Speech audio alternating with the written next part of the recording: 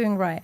Firstly, they do have a head start from their childhood. They naturally have a head start. And what I mean by that is they came from an environment that genuinely they learned to trust people early.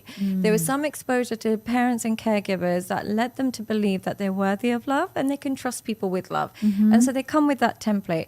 The second thing I would say is they have a mentality that accepts monotony. And what I mean by that is they don't expect long-lasting love to look like new, novel attraction.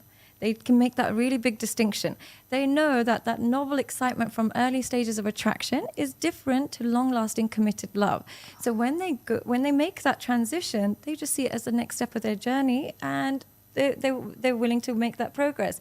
Whereas other people get so addicted to the novel attraction, or they believe that's the only way to express love, that as they go into the more smooth stage, they get uncomfortable and they feel unloved by that stage, and therefore they seek new relationships. Yeah. So they're really appropriate. They really understand novelty, like that novelty isn't essential. But the main thing is that they do is they're attuned and aligned to their partner. And what I mean by this is they're very curious about their partner as a human being.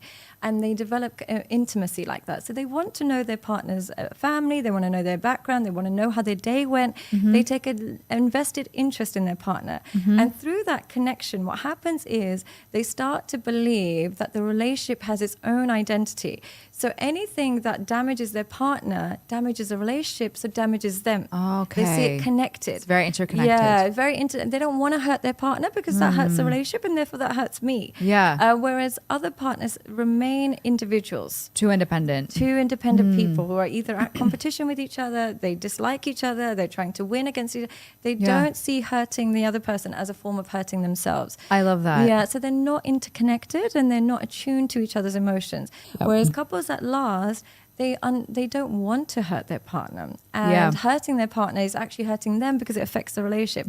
And making their partner feel good is a form of making themselves feel good. Right. So selfishly loving that partner becomes a selfish act, because I know that loving them, giving them a massage or giving them some food, it makes me happy. They take joy in their partners.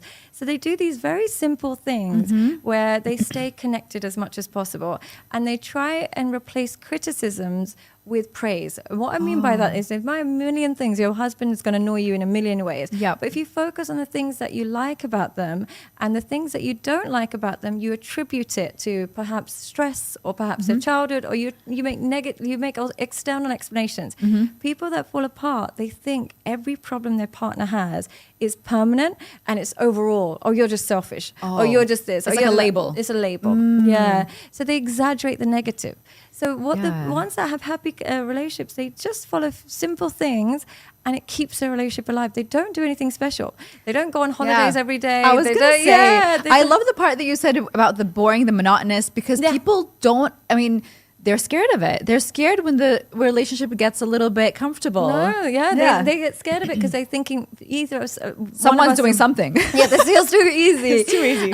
But they genuinely understand that life isn't going to be the yacht parties and going to Miami. That's not what life is. Yes. They realize that life is responsibility, life is connection, and life is simplicity.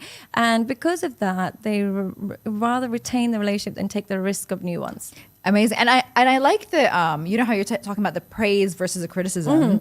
I think also when you criticize, I feel like it's important to say, like, for example, you were being selfish in that moment. Not saying to someone, you are selfish. You don't make a generalized statement. And more so than anything, you turn your criticism into an instruction.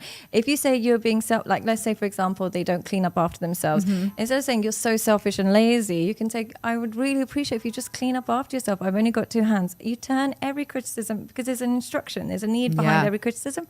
Explain the criticism and they have something to work with. They might ignore it. But at least you've given them the instruction, and then you can measure whether or not they're trying to connect with you. But if you don't give them the instruction and just give them terrible labels, they've got nothing to work with. That's true. Well, at least you give them a solution. Give us, and then you measure it later.